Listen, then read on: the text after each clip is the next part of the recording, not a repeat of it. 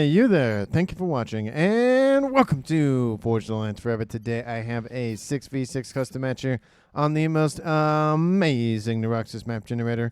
Let's go ahead and introduce our teams and our players, starting off with Team 1 in the Northeast, ending with Team 2 in the Southwest. Starting up with Team 1, Southeasternmost player, it is Mythologist going first line as an Aeon. He is in Pac-Man Yellow as a 1300. To his west in Rust, we have RGB VC MG going first line as a UEF. He is a 1200.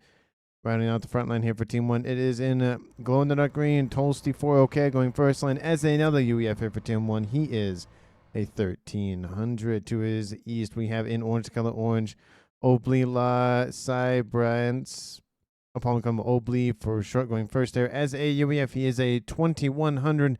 The highest ranked player on Team 1 and in the game overall. To his southeast in Stitch Blue, another UEF here for Team 1. It is Quiet Storm going first line as a UEF. He is a 1500 in Stitch Blue. And last but not least for Team 1 in the northeastern corner of the map, it is a Cybern for Team 1. Jamie Killer 620 going first line in Emerald Green, and he is a 1300. So for Team 1 side of the map, they have 4 UEF, 1 Cybern, and 1 Aeon, which means Team 1 lacks Seraphim technology. Starting up with Rigo Deslan here for Team 2 in Laddish Red Pink, we have the UEF player of Balfron going first there. He is a 1500. In the middle here in Forest Green, LCR going first line as a Seraphim. He is an 1100.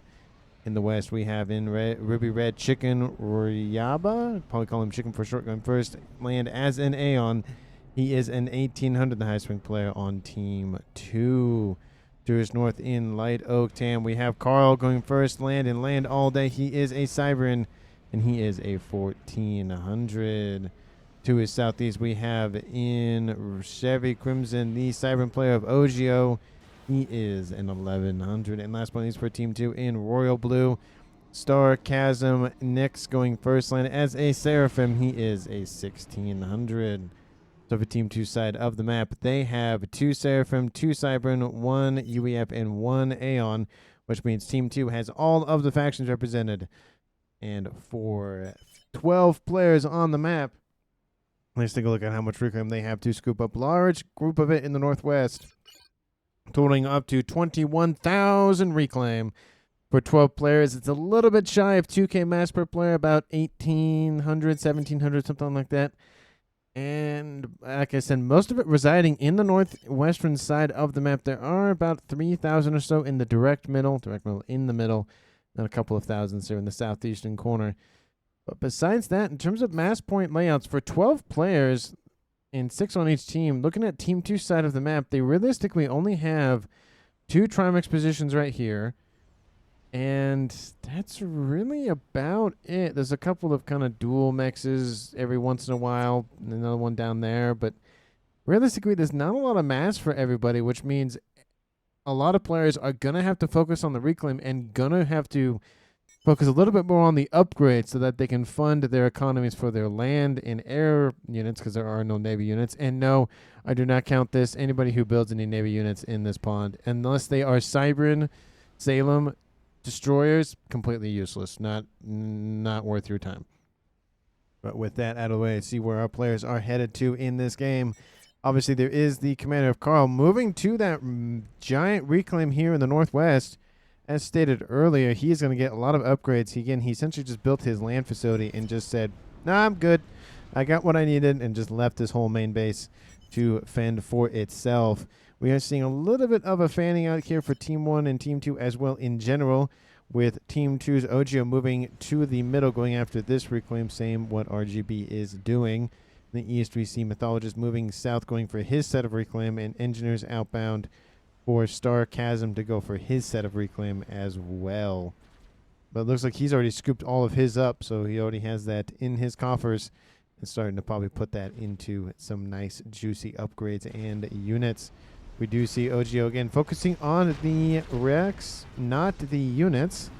RGB is going to do the exact same thing. There are a couple of units running around nearby, but again, not really a huge concern. As we have stated, the reclaim is a lot more important than just killing off a couple of units. Even if you lose a couple of engineers, The reclaim's a little bit more important than that. You can always get more engineers, more transports to ferry them across the map a lot easier and all of that. Speaking of engineers being ferried by transports, Team 1's Orange to Go, the orange player of Obley, coming over here with some engineers. Carl does not like that. T1 PD is going to be established, but will Carl be able to kill off the engineers before they get a second one off or get the wall section? Looks like the engineers have stopped. They've actually changed up the template so that way it was just the wall sections they needed to cover that PD. So the PD will stay online. Nice little transport, just giving a little bit of vision here for Team 1. And the T1 land facility has been established. Carl going to do the exact same thing, I would assume. Actually, it's coming up from his team at a Balfron. Might start establishing a frontline position here. But there is a Cybern facility going to be starting here pretty shortly, so I would assume that is Carl. Just going for a little bit more mass. Team 1's Tolsty coming over here with an engineering drone upgrade as well. Looks like he's just going to assist his teammate of Team 1's, of course, Obley. And he has his engineer running around getting said reclaim. Can't be targeted by ground units, but can be targeted by AA and air units because it's floating in the air, so that's why it can't be targeted by land-to-land weapons. We do see another transport outbound, this time from RGB, going for this reclaim. A lot of players now focusing this reclaim with Team 2's Chicken coming in to assist as well. Very interesting how they're going. I mean, it is a little bit of a shorter path going this way versus this way, especially because now you're in the middle. You're not as isolated on that western side. Team 1's Rigoris, a player of Jamie, going after some reclaim. Looks like he is reclaiming an engineer outbound from Balfron. Balfron didn't really mech with that as well, but there is a Mantis nearby, and that will kill off that engineer. So it's essentially a net negative here for both teams, with a Mantis, again, securing the position for the time being. Engineers running over the map here. Don't know where they're going now. Looks like they're dropping up to the upper plateau. There's not really anything up here except for T1 Mechs, so I don't think that position's really going to last very long. We do see some the first come action here of the game here between Carl and Tolsty for OK. Tolsty has the, again, engineer drone upgrade, so no additional hit points or firepower for him, but does have 2,000 more base hit points than his Cybern opponent. Chicken coming in to assist. He's at 1,100, and Obley obviously is a UEF. He is at 1,200. It's going to be 2v2 in the northwestern corner here of the map. In the middle, looks like it's going to be another 2v2, possibly if Quiet Storm, well, it looks like Quiet Storm's going to move west. It's going to be 3v2 in favor of Team 1, a 2v1 in favor of Team 2. Gun, speed, and range has been started for LCR, and a 1v1 here in the east between Star Chasm. I always want to say Star Scream because that's what I think of when I think of Star something and Star Scream. And then Mythologist over here, so 1v1 in that eastern side. Still, Team 2 is pushing Team 1 back. Again, it's 2 UEF versus an Aeon and a Cybern with no gun upgrades on anybody. And the only upgrade being an engineering and drone. We do see some more PD has been established. It will force back Team 2's comms just for a little bit. And if Team 1's Quiet Storm can get there before these comms retreat behind some PD coverage, it could be an early kill here on the cards. Probably not, but I wouldn't be surprised to see one of these 4. I wouldn't say this one, probably not. One of these 4 die pretty early, or maybe like a murder-suicide where one dies in the explosion, then she kills the other one off. Gun has been done here for Mythologist, going for speed, and again, gun at speed and range, almost done here for Star Chasm. Maybe we'll see Mythologist go advanced range, but at the minimum, he will have the almost Aeon Sniper Commander online. And LCR still going for his upgrade. His counterpart of RGB going for his gun upgrade. T2 has been starting here for Quiet Storm, going to try to establish a front line position, as well as his teammate of Obley doing the exact same thing. 2 comms, both of them UEF, both getting T2 upgrade or engineering upgrades. That's going to be dangerous with a lot of PD coming online here very shortly.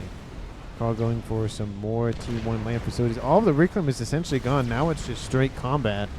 Not a lot of players focusing on anything else but that. Gun, speed and range has been started for Carl very far forward. Doesn't really care. He has his teammate of Chicken nearby. I probably would have retreated at least behind that. He actually cancels it. Looks like he's going to move and get underneath some PD coverage. It's actually probably a smart idea, to be fair. He is causing a little bit of an annoyance here for his opponent of Tulsi, getting a couple of run-bys, or at least kind of just getting some units behind the supply lines that are forming here for Team 1. Gun damage and range has been started for Tulsi. Now gun speed and range has been started again here for Carl. Maybe he didn't have to retreat. It's probably better that he did just in case, but Probably could have gotten away with it, to be fair. T2 has almost done it for LCR in the middle. Gun speed range has been started for OGO. He went for stealth first. And it looks like Mythologist and Sarcasm, yeah, I knew I'd say it at some point, is having some words. T1 PD being creeping here for both teams, both players doing the exact same thing to one another. Forces for Team 1 a little bit more numerous than Team 2's. And again, the difference is Team 1 has a lot of Auroras or better range, but less hit points. The AMs have less range, but more hit points. So it's one of those things, if the Aurora can stay at range, Team 1 has the advantage. If the units here for Sarcasm and actually outbound from OGO get into range of the Aurora, it's game over. Those units from Team 2 win that fight every day of the week. Speed almost done here for Chicken. Probably go for range next. T2 PD trying to be established here for Obley.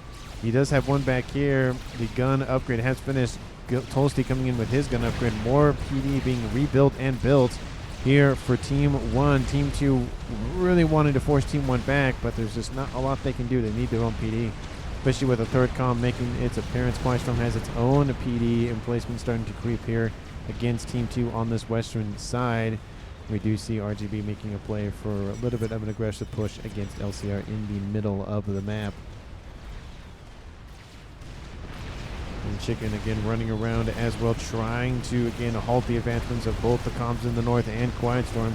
Carl is in the red, almost at 1-star veterancy. Scorcher's over top trying to take that hit point count to 0.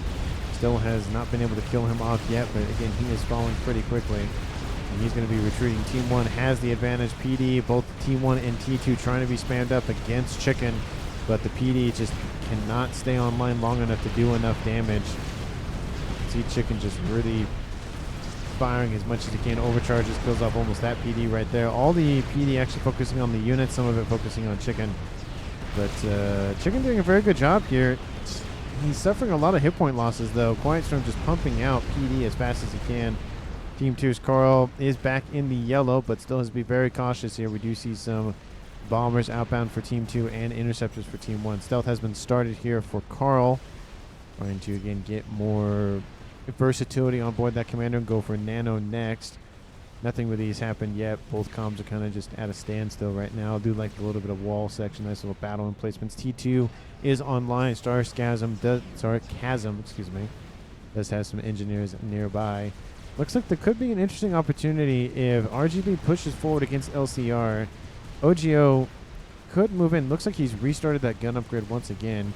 Could move in and hook and isolate either the reinforcements here for RGB or even just push into Team 1's territory. I don't think that's the better play. Killing a comm off might be better, but then again, you run the risk of giving more eco, more infrastructure to a different player. So it's just, again, very hard to make the call of when do you go for the kill. If you can kill the highest rated player off on the opposing team, that's probably a good thing to go after. But if you're going to kill the lowest rated player off or one of the lower rated, then probably just killing off the eco would be better, because essentially you're neutering him anyways, so it's like you're killing him off, except not.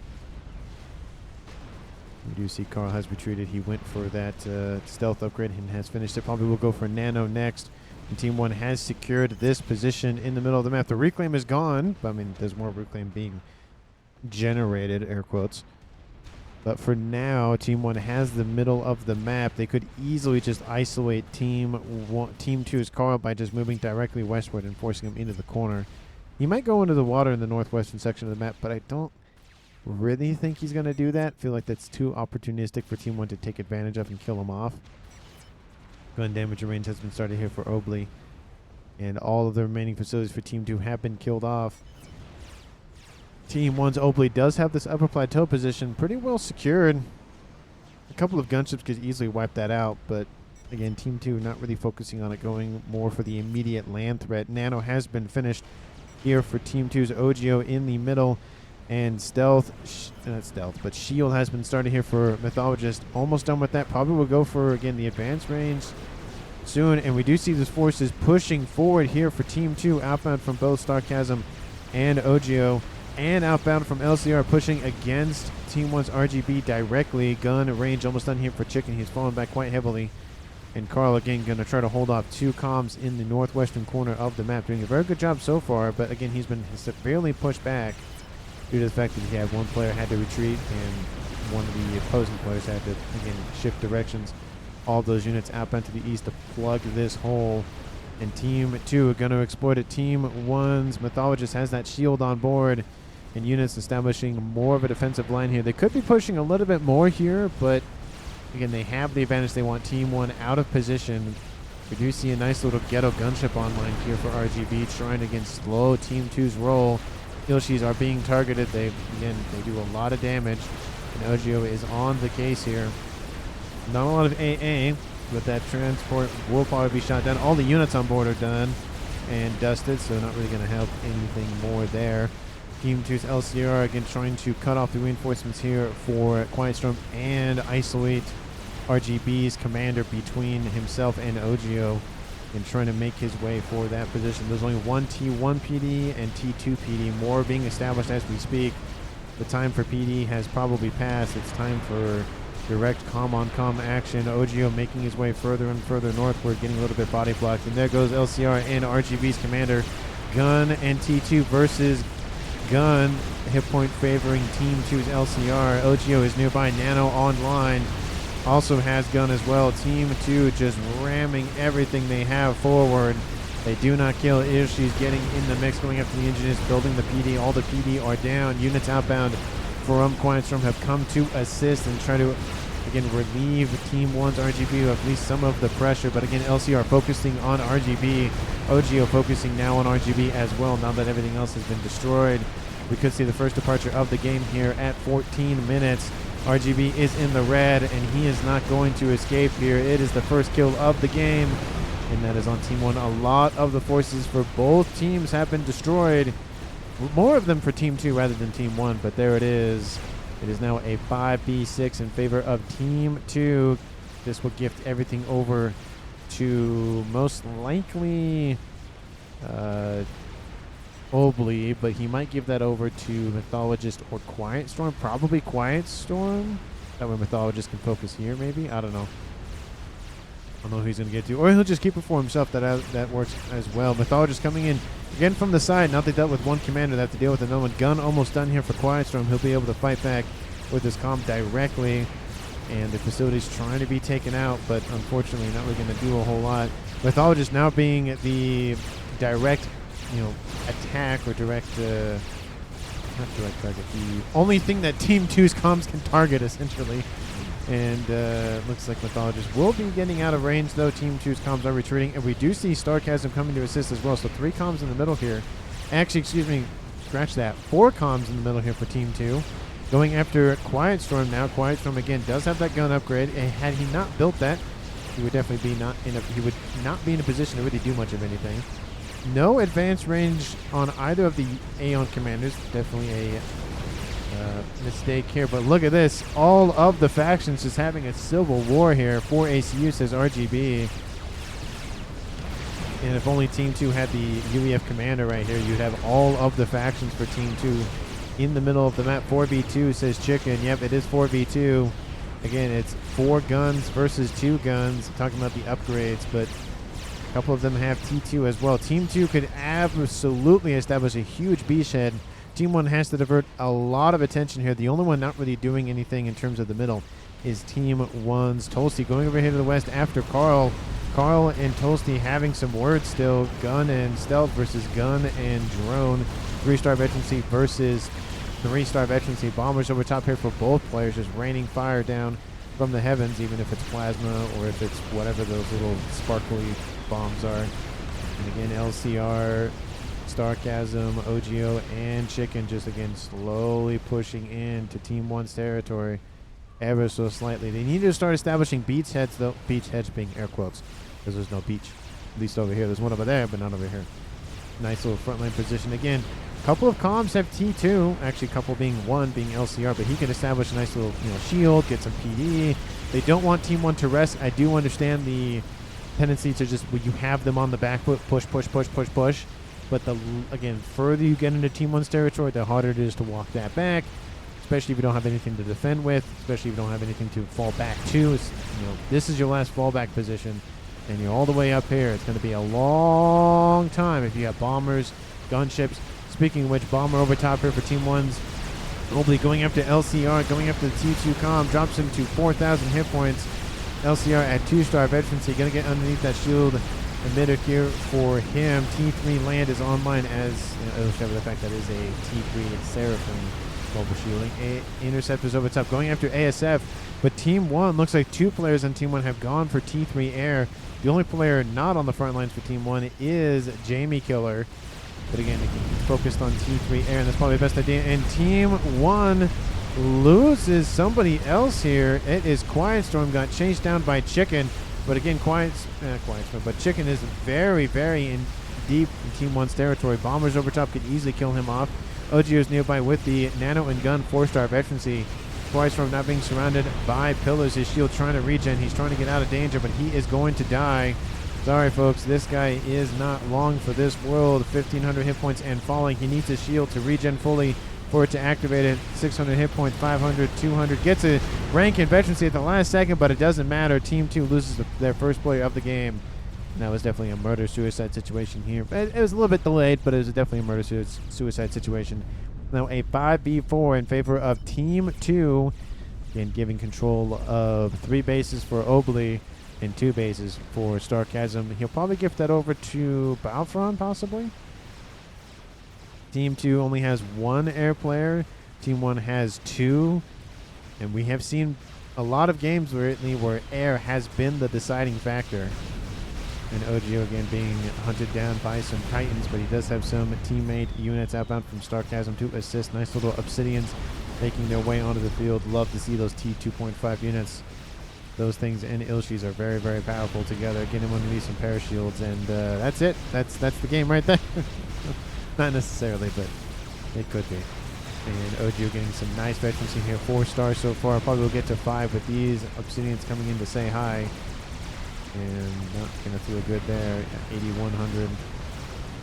He's closing in on that 10,000 mark. Obley is at 1 star, 2 T2 and gun. Bomber over top, going to kill off some Mantis. Don't know what that was firing at, but he was trying to hit something. That looks like it's a new bomber. Looks like they lost the other one that they had. There was one around here somewhere. Let's see if I can find it. It's going to be about 1,000 mass. Maybe it was already reclaimed. That would have been very quick, but I don't think so. Carl and Toasty having a nice back and forth here in the west. Not really a whole lot going on over there.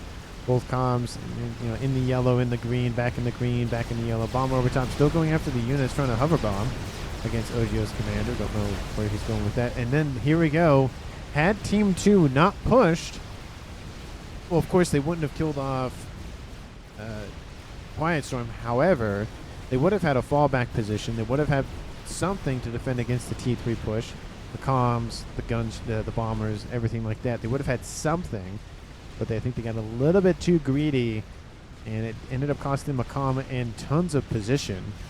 Granted, there's not really a lot of mass extractors to grab, but they walked all the way over there, killed a bunch of stuff. Players died, and then they walked all the way back. Essentially, nothing happened. But it just leaves whatever remaining mass on this side of the map for Team 1 to scoop up. Currently on screen, 20, I'm trying to cut it over here, 20,000, let's say 21,000.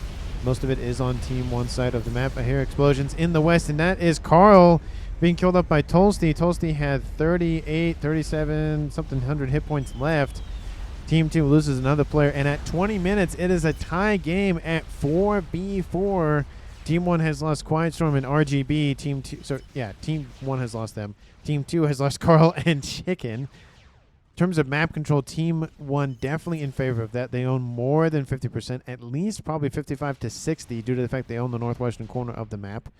Team 2 producing about as much mass as Team 1. It's definitely a little bit close. You have power generation and reclaim and all that stuff to kind of factor in. So roughly right now, it's roughly the exact same. Let me know down in the comments who you think is going to currently win this game. And if you haven't done so already, please like the video and subscribe to the channel. Thank you so very much for watching. I really do appreciate it. And let's go ahead see what our comms are doing here in the middle here. Nano repair advanced has been started. The regular one has been completed. SCRA went for his regular one. And Battlefront is now on the front lines, at least near the front lines, assisting his teammate in getting that upgrade online. The Air Forces definitely favor Team 1, even though they may not favor the numbers right now. The production heavily favors Team 1. We can see the air grid being nice expanded for both of these players. Maybe we'll see a game enter this game. Maybe we'll see a lot of nuking. Maybe we'll just see T3 land just being spammed out immediately. We can already see that outbound from Obley. We have tons of pillars and titans. Would like him to see the transition maybe into some spearheads or the T3 artillery. Or maybe just go, I don't know, just all Percy spam. I would like to see also some AA, especially some flak and some T3. Not that Team 2 has a lot to offer with their gunships, because they have realistically none. There's not that I can see right now. But at least having some sort of air defense just in case. Sending a lot of Titans forward. I mean, they are getting a huge advantage on Team 2 because those Titans move pretty quickly. But the downside is Team 2 could easily counter that with their own gunships. So just one of those risky plays that do you go for it without the air, or do you wait? Looks like the Titans have been forced back a little bit, and some Percy's now starting to augment those forces. Harbingers, Obsidians, and some Asylums moving in as well. Team 2's eastern side has started to collapse. T1 bombers running over top, going after some E-storages, preventing the, well, overcharging, and a couple of Harbingers land here, going after T2 Mechs behind the front line over here. Granted, they could have crushed that front line anyway, but Team 1 also has a wall section being built, so probably why they wanted to just hot drop them in. Lots of PD being established here for LCR in the middle of the map, going after those Titans and Percys very effectively, just ripping apart those hit points. And OGO 5-star calm here. We do see gun splash has been started for Chasm, and Battlefront assisting him as well. He has the missile launcher on board. Could see a Billy Nuke. Team 1, somebody on Team 1 has to go Billy Nuke. With, I mean, granted 2 UBF players have died, but out of 4, not one of them going for Billy Nuke would be pretty sad. Still, shield has been started for Obley, so he's not going for Billy Nuke. Mythologist is an Aeon, and the other remaining player, Tolsty of UEF, also going for shield. So no Sniper Commander, not Sniper Commander, Billy Nuke Commander so far. Battlefront's the closest to that. Just more fighting going on. Monkey has been finished here for Team 2's Sovereign player of OGO. And ASF running over the top. They will get a huge advantage here. As I mentioned before, Team 2 had a slight advantage in air for a tiny bit, but that was muted by the fact that Team 1 just has the production facilities. Obley sitting at 500 mass income and starting to pull away with it with that mass generation game. And when you have 3 bases, you kind of can do that. And Team 1 has secured the skies, but they have a land issue with the Monkey. Looks like Obley might be the target. I don't know if Team 2 knows where he is. Actually, scratch that. They do know where he is. And he's probably being hunted down as we speak. Where's that Monkey going? Oh, he's moving forward a little bit, but Obley, sensing the danger, goes, nope, nope, nope, nope. Gonna go home now. Yep, go home, says RGB, go home. And that's actually talking about Mythologist. But the same will be held true for Obley. Just get out of there. Titans are not going to be enough. There are some Percys here. They might be able to 2-shot that Monkey Lord, but there's a lot of T3 support. There's a lot of AA as well. So Team 2 trying to counter Team 1's air advantage. A lot of those ASF actually were killed off because they sat under AA coverage too long. The Percys, of course, targeting the Monkey force. The Monkey should be targeting the Percys. They're trying to get some veterancy, though. It does get 1 star. That Monkey will die, unfortunately. Percys are just so strong in this game. There he goes. He is dead and gone. And then the Autumn retargeting onto the weaker of the 2 of the Percys. That Percy's killed off. That one's still alive somehow. And Team 2's forces have been destroyed. No hope in pushing Team 1 back for the time being. Probably should have been satisfied with what they killed off earlier, but they kept pushing and pushing and pushing, and Team 1 had so many reinforcements on the docket. It didn't really matter. There's multiple T3 land facilities, headquarters online, and nice air grid being plumped out here. Jamie as well, but he went for Nuke. Nice little, I'm assuming it's a template, but probably is not. Nice little couple of T2P gens for some nice adjacency bonuses, reducing that energy cost. And also the T2s cost less than T3, so you can produce them faster. But in terms of space efficient, T3 is better. They're a little bit bigger, but you get a bigger dose of power.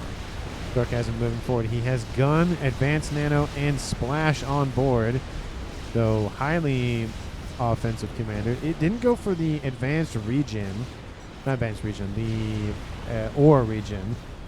But sometimes you want to go for the splash. There goes Sarcasm push forward. Overcharges the very weak one. Probably should have focused on a different one. Again, 40,000 hit points is a lot to chew through. But a couple of Percys, or a couple being about 5, 10, I mean, I'd say probably 6 or 7, can really just chew through hit points. Oh, nice overcharge. Kills off 3 of them. Gets some veterancy for that. Now he's up to 46,000. And there goes a Monkey Lord coming to assist. He does drop into the yellow. Needs to be very careful. 5-star veterancy, 50,000 hit points. Needs to fall back. He's in the red. Red being at 11,000. And dropping a couple more shots would kill him off. One of those misses, luckily, and he drops. Like I said, that's a very risky play. It does play out for him with that monkey assistance, but he probably could have timed his overcharges a little bit more and been able to take out units that had full health or mostly full health. Getting the one shot for 3 kills definitely was a good way to save him, because he probably would have died or been very close, more close to die had he not killed those 3 units off. Spam Engineer, says Carl, probably talking about the reclaim. Western side still more of the same. Team 1 being pushed back, Team 2 being pushed back. Not really a whole lot going on here. Again, Toasty still keeping his position. Team 1's Obli now at, again, still at 500 mass income, so really leading the game by a huge margin. Sarcasm is on 2 base. Actually, he's on 3 bases, but he's not producing as much. He's not focusing much on his eco, a little bit more on units and pushing forward and all that. So, again, there's definitely a difference in strategy here between those 2 players. And Team 2 did lose their highest rated player of Chicken, and Team 1 still has their highest rated player of Obli. He's at 2,100. Everyone else is 15 and below. Team 2 at 1,800, 16, and then a couple, 15, 14, and 2 of 11. So 90% isn't the best balancing that I've seen in this game. It's not terrible, but it could have been probably a little bit better. You probably could have given maybe RGB over to Team 2 and switched out maybe LCR, and it would have balanced the numbers a little bit more. But again, not every game can be perfect. It's the definition of, life isn't perfect, all that stuff. But the monkey getting a decent amount of value out of it. 2-star veterancy now at 20% more hit points, and Sarcasm back up to 32,000. 250 hit point a second regen is just absolutely ridiculous. It is insane. We're just judging the Monkey Lord at 54,000. The Calm over there has 50,000. Now imagine that had regen ore instead of splash. I feel like splash is really only effective in very tight scenarios where units are essentially forced to be, essentially on top of one another. Having the splash, not really that great. And then the regen ore would be able to regen the experimental, all the units, keep them online. Nuke is pinpointed or commented by Carl. Team 2, do you have an SMD loaded? No, you do not. And I feel like this would be a juicy target to take out. This would be a juicy target to take out. Murgoder slot. That'd be a juicy target to take out. Everything is open for business for Team 2. Team 1 gets a free nuke. And there it goes. And where is it launching? It is launching. Didn't even show me the icon. It's going over here. It will allow Team 1 to continue to pressure on the western side. It will force Team 2 to divert resources over here, which means the middle of the map will be weaker, which means it'll be easier for Team 1 to defend and even probably push back. Is it the best play? Probably not. There is an SMD right here. It is not loaded as well. Could have gone for the rear guard air slot since he nuked air and not had to worry about it for a while. But it will land, taking out this base. And of course, as customary on the channel, kaboom! It is dead and gone. Toasty will push his way forward. He's very far forward. Shield, gun, and nano. 5-star veterancy, 20,000 hit points, 80 hit point a second regen. A lot of hit points. Not a lot. Well, comparatively to the Seraphim, not a lot. It's essentially a fourth. No, it's a little bit under. Sorry, it's a little bit under a third.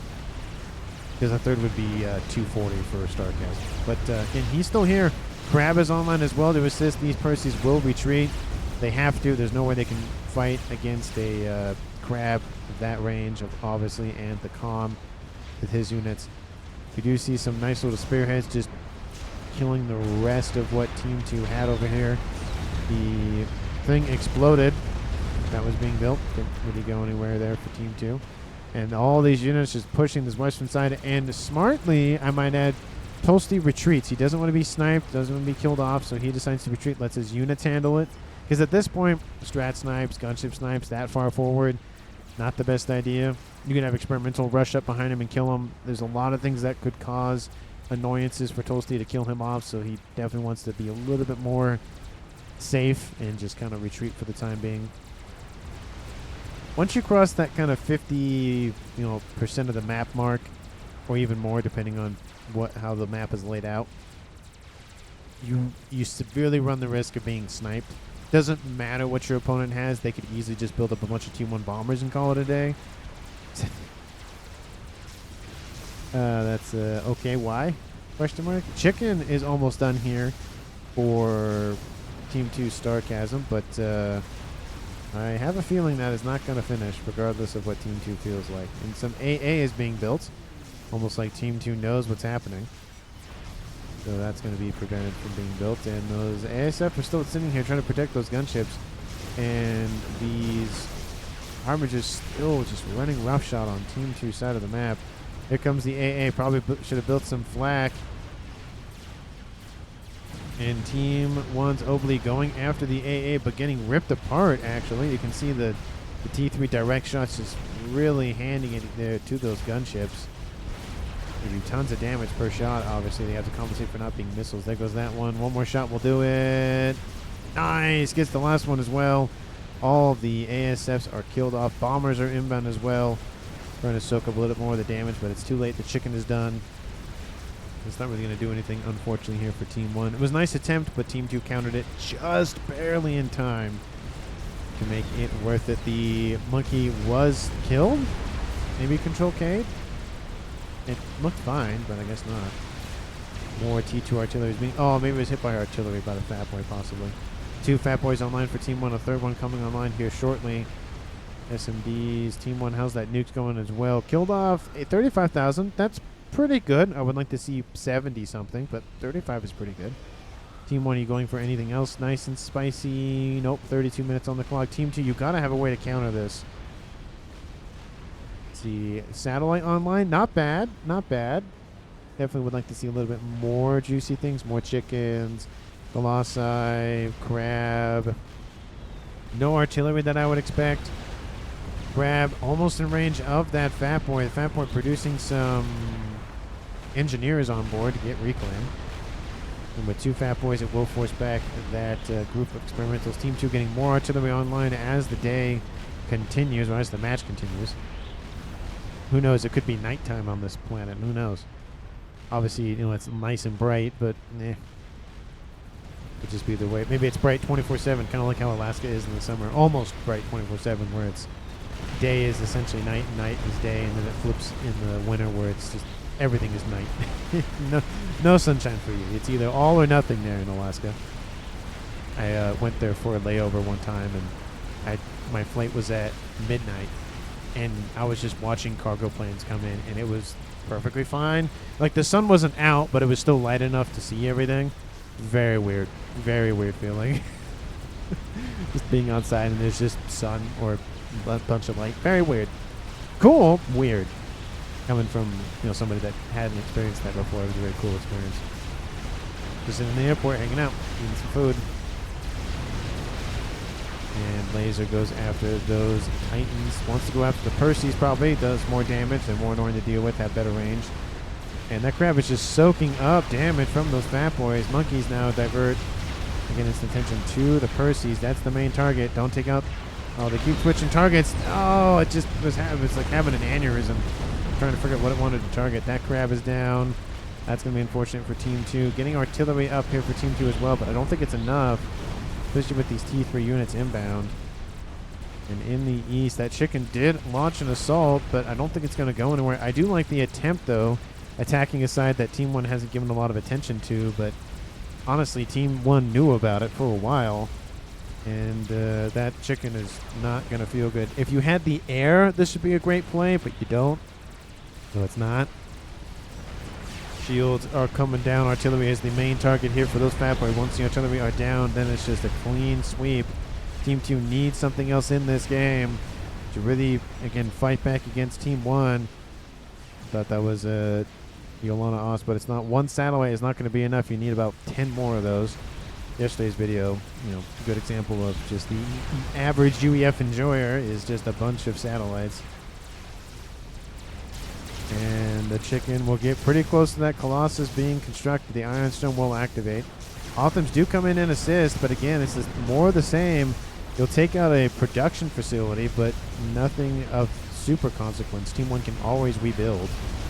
It's not really a huge threat here to Team 1. Like, oh, look, you took out the T3 land headquarters. Oh, no. What are we going to do? Just build on top of it. Team 1 sitting at 1.4 K-Mass. Team 2 at 1.4, 1.5 versus 1.4. ASF still sitting on Team 2 side of the map here for Team 1. They're very brazen with that. They know they have the numbers, and they're going to flaunt it. A little bit dangerous to do that. Team 2 could easily just spam up T3 or even T2 AA and call it a day. Some of the players are doing that. Some of them are not. ASF's guarding this position here for Battlefront. Don't know what they're going for. Just a bunch of shields. I don't think you need this many shields for a couple of T3 mexes. I think like 2 or 3 is probably enough. I do appreciate that, obviously you cannot have enough shielding. Unless you're prepping for some sort of game ender already. That's the only reason I could see that. But still, why would you put it here when you could put it somewhere else and have more room to have more shields and whatnot? Another chicken pushing forward. There are some lightning tanks now escorting this one, so trying to protect it with some AA. The chicken AA, not great. Only good for T1 bombers, that's it. Not good for anything else. I don't care. Not useful. All experimentals, regardless if it's a monkey, Fat Boy, a chicken, crab, Colossus, all of them need to be escorted with AA. All of them. I'd say like 10 or so per experimental and probably per 10 minutes in the game. Well, maybe not 30 of them, but I'd say 20. A good 20 or so per experimental would be good enough. And you can see the lightning tanks. Highly effective at just taking out all those ASF. Gunships going to be ripped apart. Look at that. Multiple of them just killed off immediately. And then that way, if some of the lightning tanks do get killed off by gunships, you're not completely out of them. You can take them out very quickly. Make Billy. Maybe it will help, says Tolsty. Two Toasty from RGB. Speaking of Billy, how's Balfron doing? I thought he had his Billy. Well, still has his regular missile, building a second satellite. I mean, again, 1,000 of anything can kill anything, so building 1,000 satellites will win the game. The nuke was killed off at some point, or most likely killed off. I don't think it was Control K'd. Looks like there was some also attacks. Lasers over the top might have done that here. That would make more sense. And more of an air grid being established here for Team 1's Obley, compensating a little bit for the loss in his teammates. Chicken making another attempt at this side of the map. And little by little, Team 2 is pressing forward and getting a little bit more work done. But again, it's on this side of the map. Nothing besides Team 1's Mythologist base. There's nothing of consequence over here. The air grid is up here. The nuke is finished off. The SMBs are over here. The radar's over there. Granted, the radar isn't a huge thing, but it can make a difference. And there's not really a lot of consequence. Even if the base is killed off, you're essentially neutering Mythologist. Killing off the mass income for Obley would be a lot more effective. Trying to halt his expansion. 4 against 2 says LCR. Don't know what he's referencing. What, the thing that was mentioned earlier? I don't know what he's getting at. But the chicken having some issues with some little pests at his feet. Looks like he's killed off all of those P3 units with some help from his own units. PD trying to be spammed up to do some damage to the chicken, but again, not really a whole lot going on there. Mythologist will essentially be neutered in this game for the time being. And it looks like he isn't really focusing a whole lot. He's actually retreated.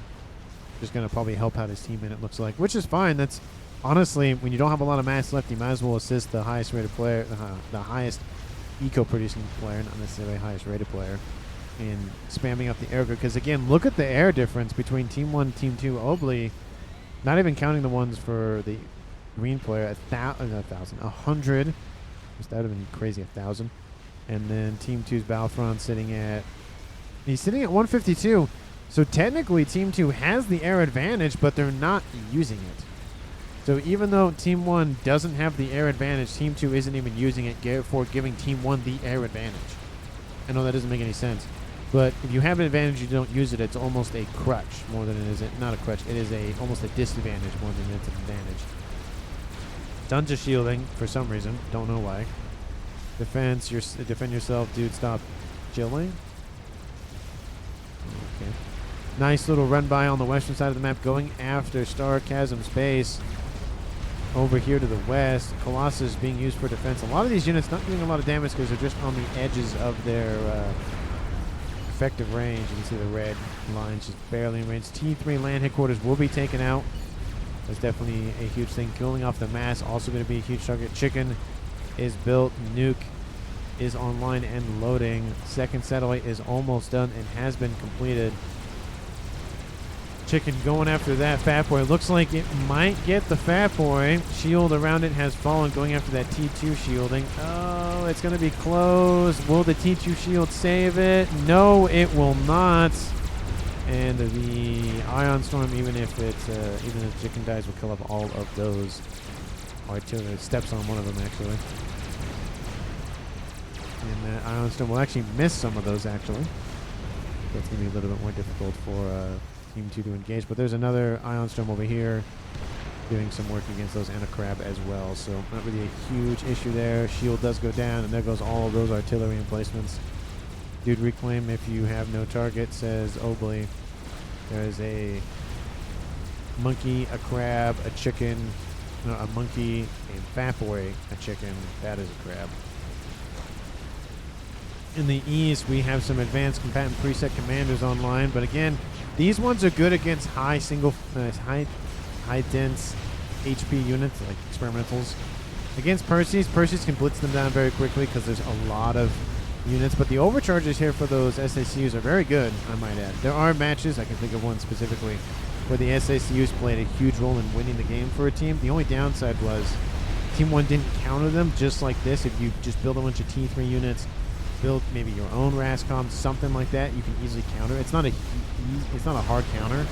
It's just if you're only producing experimentals, SACU spam definitely works in your favor, especially those ones where you have the overcharge ability and you can just blitz stuff down very quickly. They're like Percy's, but worse. And if you can imagine that, T3.5 Percy's, those advanced preset commanders. At least those ones of the Seraphim variety, at least. Because of the overcharge. The overcharge essentially acts like a Percy shot. It's essentially what I equate it to. Lightning tanks getting underneath the Fat Boy shielding. Don't see that every day. And there's still an SACU. So Team 1's Mythologist has been knocked out of the game. He's gifted everything over to his teammate of Obley to build something. Don't know what he's building. Just more Fat Boys, more Fat Boys, more Fat Boys. Didn't go for satellite spam. And artillery has been started here for Jamie. His Nuke is almost unloading once again. Team 2 has more SMD coverage, so that's not really going to be a huge issue for Team 2. This base is not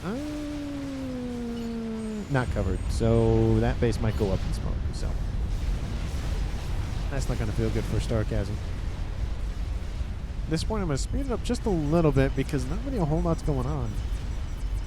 This attack isn't going anywhere. And this thing in the west here, nice little Colossus. It will get some work done, but Ogio is killed off by Obley. Looks like he went in for a telemaser strike. Does open the door a little bit for the lasers, but not really a whole lot. Team 1, it is now a 4v3 game in favor of Team 1. And that Nuke is outbound, going for Starchasm's base. As I mentioned, if that drifts a little bit more over to the west, it would hit that SMD, but it will not. So unfortunately for Starchasm, he loses this base down south. More satellites are being built. Team 1 PD being established. Team 1 does have Jamie. He can go for telemaser. I don't think he will. Excuse me. Kaboom! Don't want to forget that I do that. And looks like he actually builds the nuke, launches the nuke, and then control K's it and gets rid of it and reclaims it, funneling that mass into his artillery. I do like that play, though. He isn't focusing on, like, oh, I'm just going to do nukes. he knows that it's not going to be effective. You know, essentially you get 1, maybe 2 uses out of it, and then everyone's countered it unless you kill the SMDs. So it's not really that advantageous to keep it. So I do like the fact that he's like, well, I can get rid of it and funnel into an artillery, and that's more effectively. Team 2 launches their own nuke. Unfortunately, that's going to be blocked. And even if that wasn't online, there's one back here? No? You're telling me the only SMD that Team 1 has is this one right here for Obli? That's not great. Probably should fix that. I think they will at some point. Probably get a backup SMD somewhere. I mean, you could put one in this space here for Tolsti. You can put one in this space here for the artillery, something. Satellites over top should have been targeting that SMD, clearing the way for that nuke. And Team 1 targeting Team 2's nuke. Looks like they're building more chickens. More shielding as well here for Team 2. Not SMDs, but SACUs being destroyed here. And being blown apart by some Fat Boys and Percys, as I mentioned. Lots of Fat Boys. Does take a while to chew through the hit points, though, on the SACUs. That one kills off the Fat Boy before it dies. Team 1 getting, again, the fighting is happening on Team 1's doorstep. Team 1 is able to get the mass, and they're going to funnel it into something else. Team 2, not essentially gifting mass to them, but essentially gifting mass to them. And ASF's running around. There's some gunships. Team 2's Battlefront, I mean, he's had the ASFs for a while, sitting at 200 with 10 gunships and 46 bingo on fuel, so technically 250. And Obli is sitting at 120, so it's essentially a 2-to-1 advantage, and he's Team 1, I mean, they're down 2-to-1, and Team 2 isn't using the advantage. I mean, yeah, there's a decent amount of AA, but you could wipe the floor with those ASF and call it a day, but Team 2's not doing that. I feel like that's a huge missed opportunity. He's playing the defensive role, but Team 1 is also doing the same thing. If both teams play the defensive role of saying, hey, I'm not going to attack you, you come attack me, then it's essentially going to be coming down to an eco race of how fast can you build a game emitter, how fast can you build nukes, how fast can you build artillery, which those could actually overlap one another, depending on which experiment that you go for. How much, T3 units can you build, how many SACU, like all that stuff. It all depends on how fast you can build. And in this case, where you have one team kind of being offensive and one team being completely defensive, except for this over here, which is just more of a distracting tactic more than anything else, it's only going to favor Team 1. Team 1 has the artillery online so far. It's one, but it's better than nothing. And artillery focusing on LCR's base for some reason. Probably could go after the air grid, go after the... Maybe it's targeting the nuke. It's just our accuracy's kind of not great right now. Team 1, 8 shields. Really? Yeah, I don't get why there's so many shields here. It's nice to have them, but the purpose behind them would be your opponent is targeting them for some reason. If there was a game ender, artillery, something here worth valuing all the shields, then go for it. I highly encourage that, but I don't get the play of building all those shields. 2 or 3 of them would have been perfectly fine for that area. So that's just my opinion. You see one shield over here protects 3 T3 mexes just in case some strat bombers or even some gunships try to go after this. It's going to take a little bit to chew through the hit points. You can easily build more if you needed to. We see T3 mexes are being assassinated as we speak. But it's one of those things where it's going to take a minute. T3 land headquarters is right next door. So you can easily get some engineers online. Pings are being dropped here by Team 1's dead players, most likely saying, hey, stuff's going on over there. And that gives you enough time to be like, oh, yeah, let me build some more shields, go line up some more shields, and then go do something else. So it's a couple of them is enough. More than that is excessive, in my opinion. And this is coming from a guy who says you cannot have enough shielding on the map, saying if you have all the shielding in the world, you can still have mobile, you can still have stationary, you can still have bubble shields. If you're UEF, you can get the SACU bubble shield, like the AoE shield, not the personal shield. Grab will kill off that Fat Boy. Fat Boy drifted a little bit too far south. Artillery base up here starting to be formed. Kind of wondering why that took so long to be built, but looks like it was gifted over by Obli. Battlefront builds experimental. Team 2 has their own artillery in the form of some disruptors. So disruptor v disruptor. I guess it's still 1v1 at the current moment. Second one is almost done, so it's going to be 2v1. And I don't see anything else. Looks like all of the air facilities are offline. They're not producing anything, which makes me question what he's doing with the mass. 65,000 and growing. Maybe he's going to build up an experimental, artillery or something. A T4 unit game ender. When you're stocking up that much mass, it makes me feel like he just wants to blitz something down. 48 minutes on the clock, closing in on that 50-minute mark. 3 satellites online for Battlefront. He does have a little bit of water to hide. I didn't notice that, so it's a little bit where to hide. Not going to save him from anything, but again, we'll save him from radar a little bit, so I guess that's something. But SACU sitting there, probably not the best idea. One of them actually has 300 hit points a second region. Look at these FAF boys. It's just target practice for us. Not going to worry about it. Obley builds an experimental. I don't know. Oh, probably no FAF boy. Yep, there it is. That's what I was waiting for. The T4 artillery experimental Mavor is coming online. More shields are going to be built. More pigeons as well to compensate for the power consumption. Build some T2 artillery, says OGO. Well, I mean, if your SACUs weren't just sitting there, I don't think you'd have to worry about that. Nice little Omni moving forward, getting nice more vision on Team 2 side of the map. Love to see that outbound from Team 1. We only see one Omni. Would like to see one right here. Artillery is starting to break through the shielding. There is a nice shield being assisted, though. Second artillery is going to finish. Pigeons are starting to collapse, though. And Gunship's still hanging out here, not doing anything. Team 2, again, still has the air and not doing anything with it. They could easily go north and east. They could go all the way on the eastern edge. Going down the middle is probably not the best idea, but they could still do it. Obley has some AA online, but this is the coverage. It's not a lot, just a little bit more of like an early warning or pretty late warning system, but something. The eastern side's completely devoid of anything in terms of AA. You could go that way. I just don't know why Team 2 is just being a little bit too passive with the air. It's a huge mistake here from Balfron. I don't know if he's busy doing something else, if he's distracted with, real life stuff. There could be a myriad of reasons why. It could be 2 a.m. in the morning and he's just dead to the world with subcom brain. And the fact that it's 2 a.m. in the morning kind of thing. So, I don't get it. There's probably a reason behind it, but definitely unfortunate. 3 satellites over top. Not necessarily enough. Looks like the artillery did get hit once by artillery from Team 2, but looks like they're synced up. Shields are starting to collapse, but they're coming back on and offline.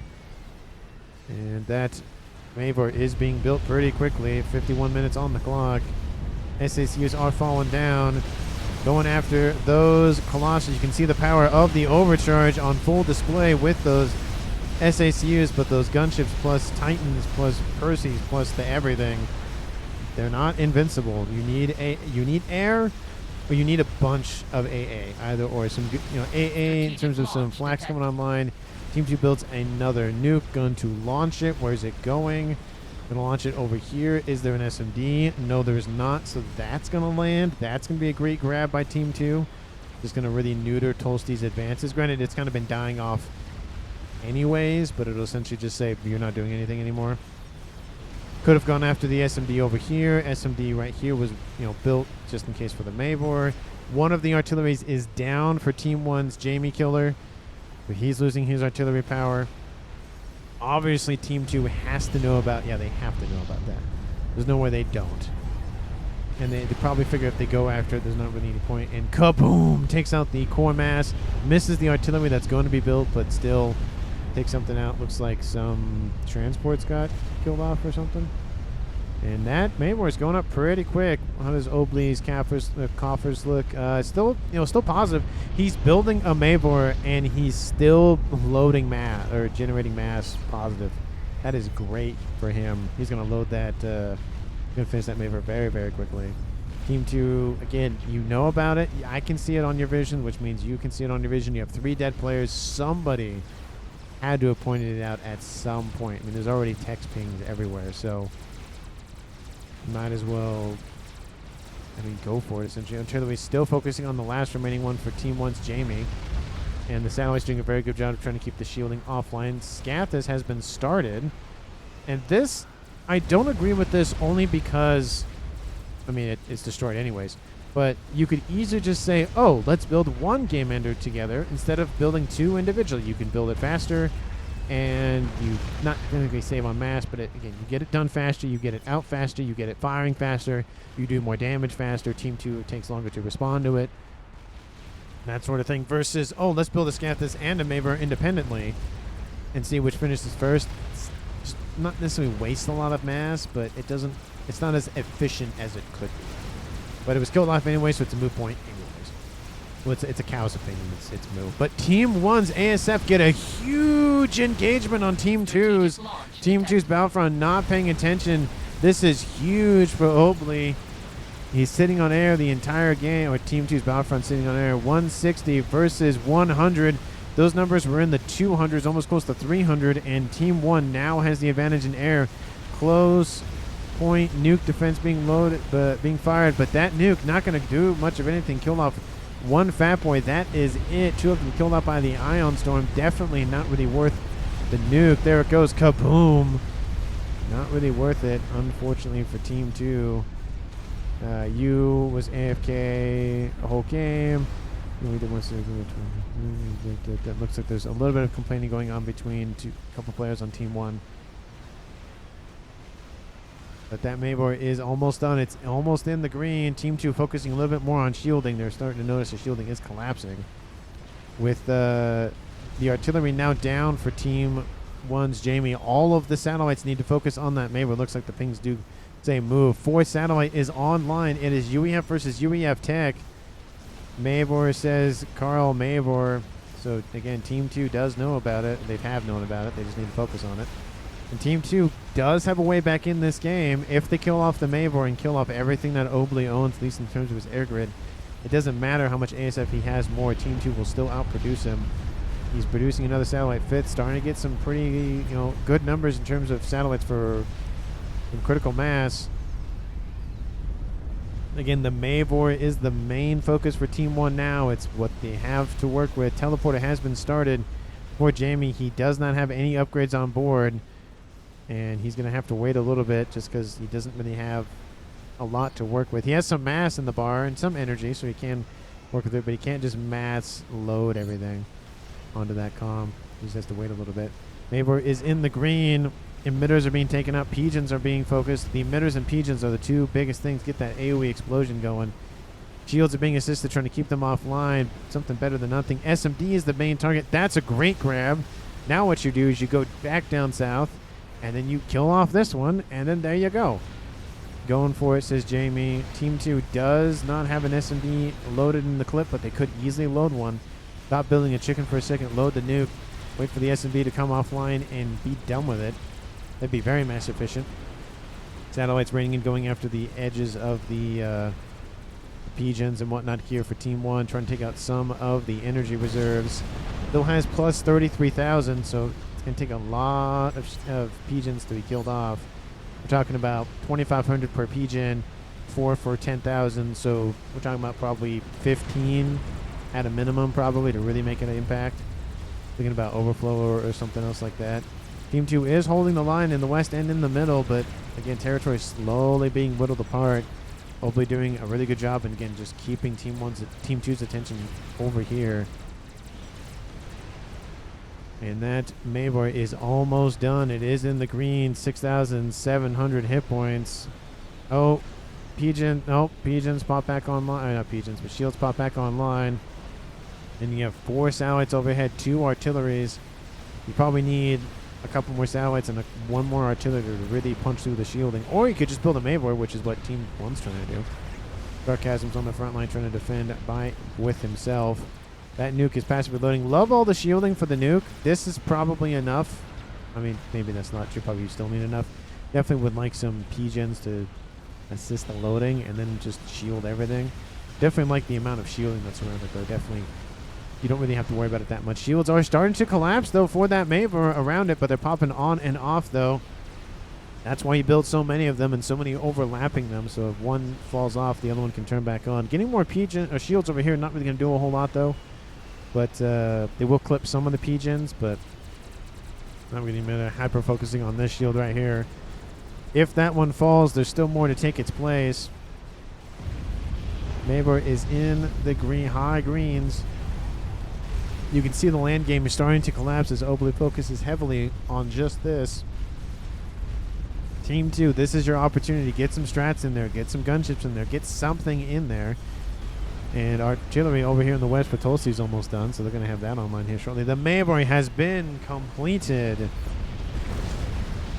There it is. It is done and loaded and ready to go. Weapon of mass destruction as it is. There is a chicken inbound, but it dies on its way. See, Colossus also running around here for probably Team 2. There it goes. There goes the shots. They are a-launching. And there go the T1 bombers being spammed up by the air player of Obley. Taking off to defend the artillery and take out everything else on the other side of the map. Engineers transferred, or SACUs transferred over to Team 1's Obley. Looks like Jamie went in and teleported in, killed off a couple being one satellite. I missed that. Apologies for that, but didn't really go anywhere. Again, killed off 2 satellites. Looks like, it's not bad, but could have been a lot better, to be fair. I think that's more of a delaying tactic as well for Team 1 more than an actual trying to go after something. But now Obley has more power to his name. Actually, no, he has a lot less power, to be fair. Looks like he's stopping building a bunch of gunships. That's why it's costing him a lot of power. This can be a cast game, says Jamie. I mean, yeah. I mean, I'm casting it right now, so there's evidence of that. ASF's come and just blitz down all of those bombers and gunships here for Team 1. I wouldn't say that. I wouldn't say it's a bad game. No. It wasn't perfect by any means. I feel like Battlefront definitely could have had a lot more impact on the game from the ASF perspective. Kill calm, says LCR while you can. Yeah, could have gone after that SMD. Could have ended the game. Had he gone for the nuke, had he gone for that. Because why not?